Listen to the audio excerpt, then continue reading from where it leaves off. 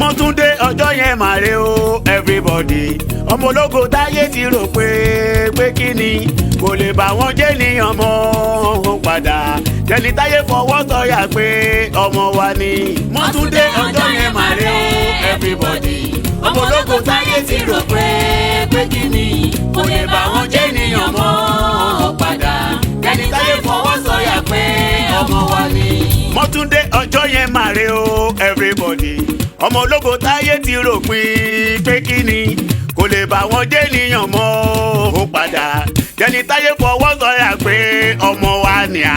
Mọ́túndé ọjọ́ yẹn màre o everybody. Ọmọ ológo táyé ti rò pé kí ni kò lè bá wọn jẹ́ níyàn mọ́ ó padà. Jẹni táyé fọwọ́ sọ̀yà pé ọmọ wa ni.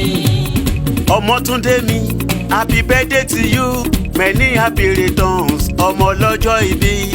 Ọmọ́túndé mi, happy birthday to you, many happy returns, ọmọ lọ́jọ́ ìbí. Oṣọdún ọdún ni wàá tún ṣe rẹ mìíràn, Mọ́túndé fulfilment wà pẹ́ láyé.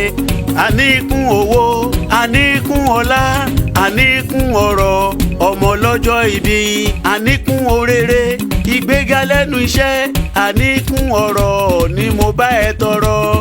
Ọmọ́túndé mi, happy birthday to you, many happy returns, ọmọ lọ́jọ́ ìbí.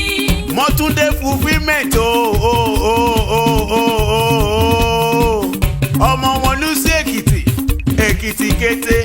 Ọmọ olókè méjì takọtabo lórí ara wọn.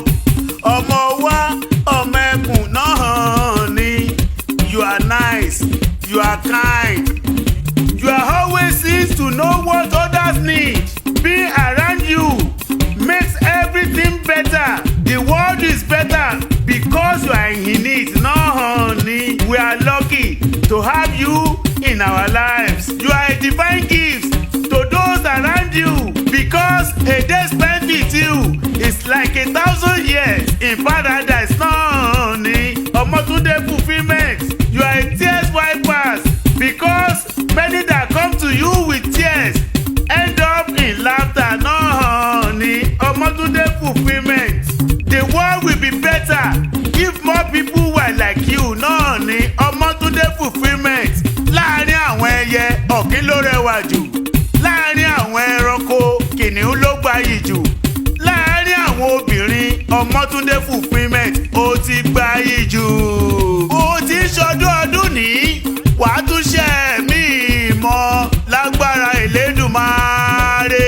Máa jó síbi tó wù ẹ́, máa jó síbi tó wù ẹ́. Ìgbà tó yẹ wọ́n lọ́wọ́ bá bẹ́ẹ̀ nìkan. Máa jó síbi tó wù ẹ́, máa jó síbi tó wù ẹ́, máa jó síbi tó wù ẹ́. Ìgbà tó yẹ wọ́n lọ́wọ́ bá bẹ́ẹ̀ nìkan. Máa jó síbi tó wù ẹ́, máa jó síbi tó wù